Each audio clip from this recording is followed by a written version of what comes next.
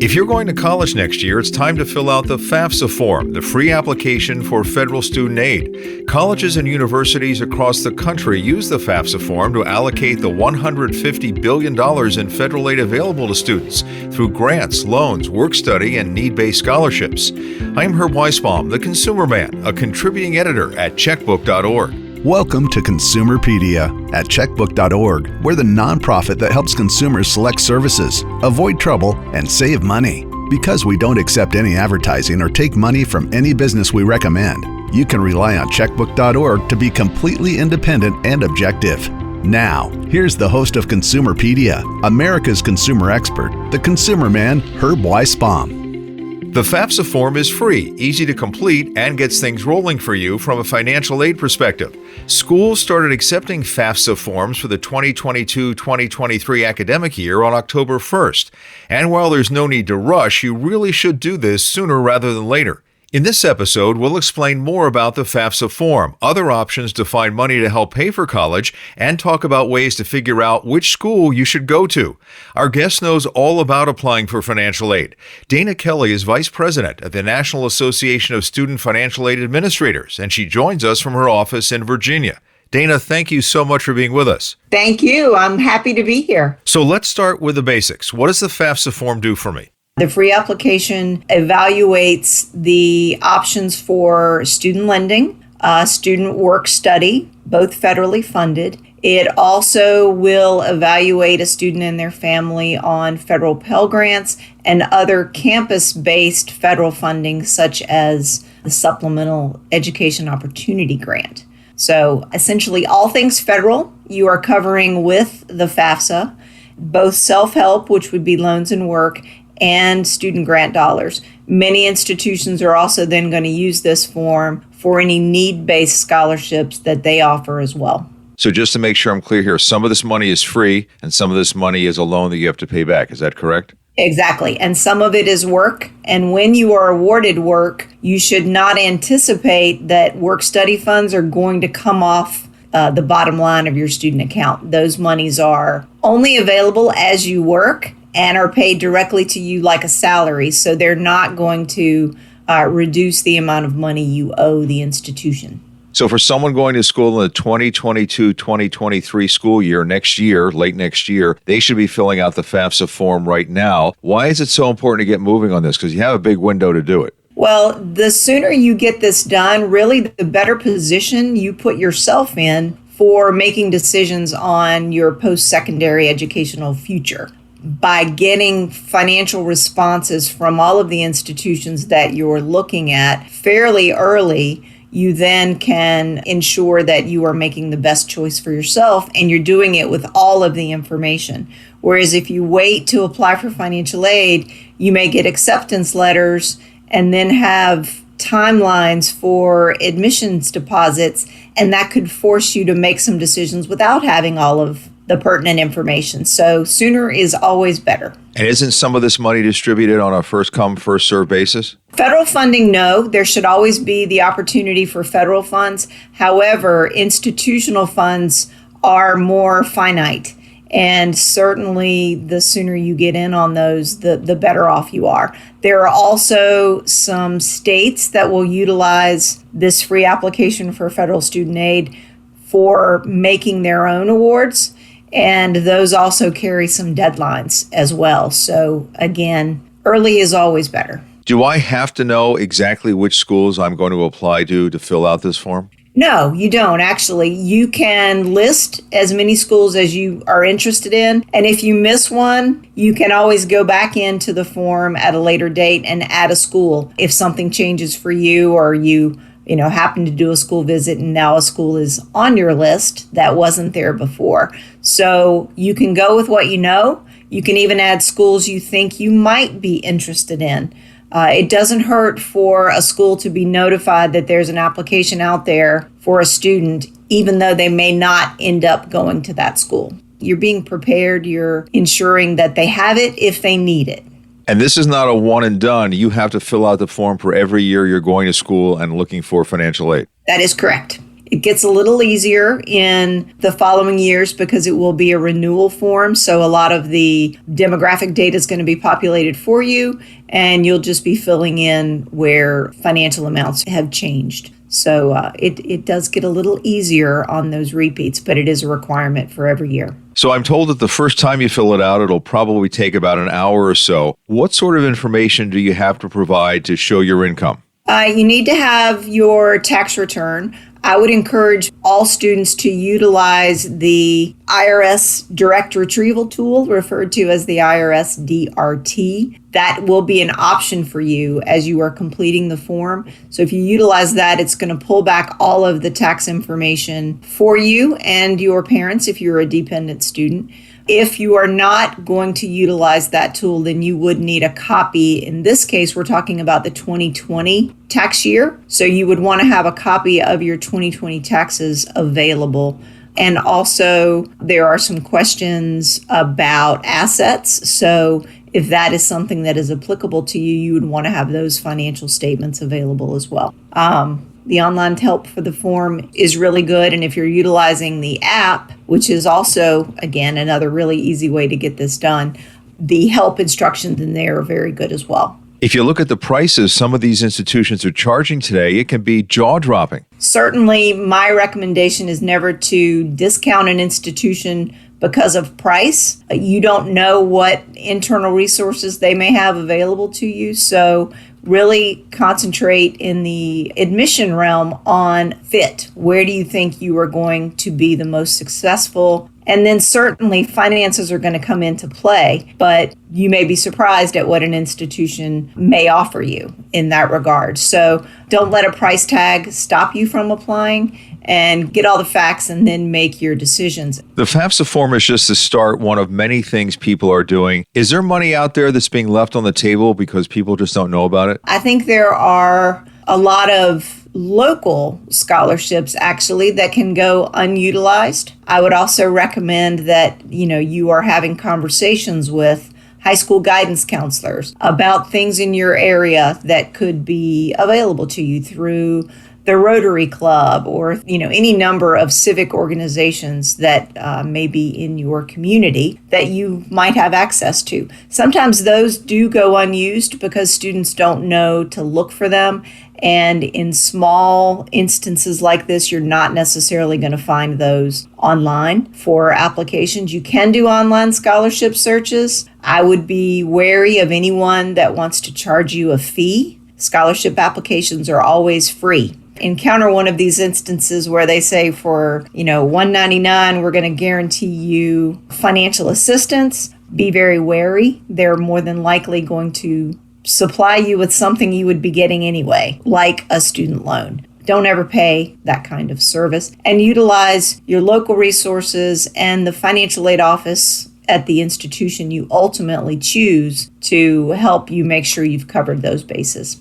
What about families that might be listening to this and saying, we just make too much money. There's no way in the world we're ever going to get any kind of financial aid. Is that correct, or should you apply no matter what and see what's out there? Again, I recommend you apply no matter what. You don't know the circumstances. You don't know how a school might be utilizing financial information that comes in through the FAFSA for making other awards. So I think it's always a really good idea to fill out the form, even if you think you don't apply. You're always making yourself open to utilizing a student loan, even though that may not be your first choice. There may be some instances where you find out that's going to be helpful. So again, you've made it available, whether or not you choose to use it. Is there an expected turnaround time, a week, 2 weeks, a month after I fill out the FAFSA form when I might start hearing back from these institutions? Different schools are definitely going to have different timelines. It could take a few months. Definitely stay in touch with the financial aid office. If it's been a reasonable amount of time and you haven't heard anything, feel free to pick up the phone and ask, what's your schedule? When should I anticipate hearing? And they'll be happy to let you know. Consumerpedia Fast Facts. It's easy to see why the cost of college can cause sticker shock. On average, the yearly cost of a four-year public college is $10,500 according to the College Board. 1 year at a four-year private school is more, $37,600 on average. I know Congress made some changes to the FAFSA form. There are two questions on there that are still on there that are not being considered by schools. One deals with whether males have signed up for the selective service and also whether there's a criminal history. Could you explain what's going on with that and how people should deal with this? Yes, you still want to answer the questions truthfully on the form, but they're not going to have any kind of implication as they have had in the past. So you can still utilize the FAFSA to register for selective service, for example, but it's not going to be a requirement in order to receive federal funding. At the same time, the drug-related questions, you should still answer them truthfully, but even if you have had a situation where you've been implicated in something along those lines, it's also not going to have a consequence. So you don't have to worry that you are putting funding in jeopardy because you had that circumstance happen. So as we all know, higher education costs a lot of money. Besides filling out the FAFSA form and trying to see what kind of financial aid is out there, what other kind of monies, what other things should families be looking for to help them defray the costs? Certainly there are merit-based options out there. If you are gifted in any particular way, there may be scholarships available that you should be looking for in association with that talent. Certainly athletics comes to mind in that regard. Also, there are academic achievement scholarships that are out there. They may have utilized a 529 plan, so they may have that out there as an option to rely on. For families listening that are not quite there yet, I certainly encourage starting to save and create savings funds so that there is something for you to fall back on. If you are, if you're already there and you're looking at school, just do your research, try to find as many opportunities as you can. If a student or family needs to borrow money to make this work, start with federal loans before you go to private loans because of the extra protections those federal loans have, right? Absolutely. Federal loans are going to provide you lower interest rates that are fixed. You're going to get significant options with regard to repayment, and you're also going to get the ability to make payments based on income as opposed to just a flat standard rate. You can do that. You can do a standard repayment, but you just have a lot of options. So there's definitely some comfort there in federal loans, knowing that they want you to be successful in your repayment and they're willing to help you achieve that success. With this money you're getting through FAFSA, is any of this negotiable? If the school says we're going to offer you this much financial aid, can you haggle with them and say, I really need a little bit more to come to your school? You can negotiate with aid offices. Federal funds, again, should be awarded as available. So they should be giving you maximum amounts, certainly when you're talking about Pell Grants and supplemental educational opportunity grants. Loans, they may not fully fund. They may be funding loan just based on what you need, which is not a bad way to go, but you can always make sure if you are looking at loans that you've gotten all that you are eligible for. With regard to institutional scholarship, you can absolutely negotiate. You can indicate to a school that you're my number one choice, but I am X dollars away from being able to make this work for my budget. And you can see, again, schools are going to award differently. Some schools are going to give you everything that's available, and that's that, and there's not going to be anything else they can do.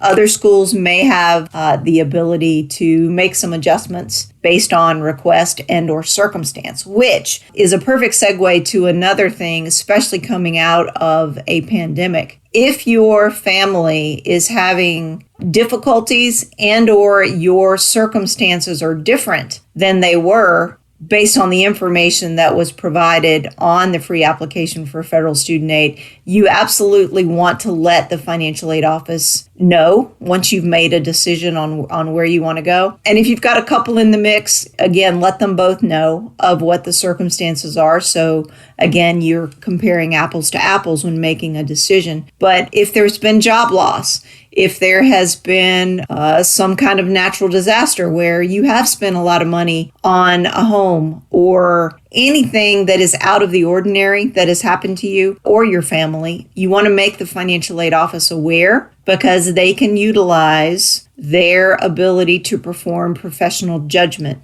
which means they can make adjustments to income and or the cost of your attendance based on your specific circumstance. That can help you. That's going to make things better most of the time. So definitely let them know what your situation is, and then they will let you know how they can help you as a result. My final question is more philosophical. We've all heard the horror stories about these horrendous student loans that people are paying off for years and years and years. Does there need to be a little bit more thought on the front end? Maybe I can't afford to go to a top-of-the-line Ivy League school, and I just have to lower my horizons a little bit and go to a really good school or some school that I can afford? I think so, yes. And again, this is more my personal opinion from working in the profession. In the 30 years I've worked, I have never really considered where an individual went to college. I am looking for the credential, not who provided the credential. So I think you need to, again, consider fit, consider the environment where you're going to be successful. And financing comes into play as well. Think about what it is you want to do. If ultimately your goal is to become a physician, then you know you are going to have a fair amount of debt, more than likely, by the time it's all said and done. But you're also going to have a job that's going to help you take care of that debt. If you are looking for something that is not going to pay six figures, then you may want to consider how much debt you want to go into to achieve that credential. And there's all levels of pricing, and certainly you should take that into account so that you are happy, you graduate with a debt load that you're comfortable with, and you're in a position then to move forward with your career. So I'm not discounting Ivy Leagues at all. They are phenomenal, and students who attend Ivy Leagues typically get choice employment as a result, but that doesn't mean it can't happen the other way. So price needs to be a consideration. Certainly your college education is one of the largest investments you will make in your lifetime. So you want to be thoughtful and you want to make sure you are not leaping before you look. What about the idea of starting at a community college and then transferring to a four-year institution as a way of stretching the family budget? Absolutely. If cost is really a concern to you, consider going the route of a community college first, getting those base courses in and out of the way, and then transferring all of those community college credits into a four-year school. You are cutting your costs immeasurably in that way, and you're still achieving the ultimate credential, which is a bachelor's of science or arts, and you've done it in probably the cheapest way possible. Want ratings? Checkbook has ratings for all types of services in these 7 metro areas: Boston, Chicago, Minneapolis-St. Paul, Seattle and the Puget Sound area, the San Francisco Bay Area, Philadelphia and the Delaware Valley area, and Washington, D.C. To find out more, visit checkbook.org. Our advice is always free. Ratings of local services are available with a subscription. If you live in one of these 7 areas and haven't joined Checkbook yet, check us out. Get a free 30-day subscription by going to checkbook.org/consumerpedia. Is there free help available for people who aren't sure either the FAFSA form or just going to college in general? Are there some resources that we can share with them before we wrap up here? Most high schools are doing 1 or 2 financial aid nights during the course of a student's senior year. Take advantage of that. If you can't attend one of those, your guidance counselor is a great source to help you complete these kinds of forms. Colleges and universities across the country are also holding financial aid fairs or financial aid nights, so you can look for those. And again, I will go back to the online help that's available in the form. Technology has come a long way, and you can get the answers you need right there while you're inside the form and should be able to complete it without too much difficulty. We do have a simplified FAFSA on the way in a few years, so it's going to get easier. Also, feel free to reach out to the financial aid offices at the schools you're applying to, and they are also very happy to assist in this process. That's a lot of great information. Thank you, Dana. Dana Kelly is a vice president of the National Association of Student Financial Aid Administrators.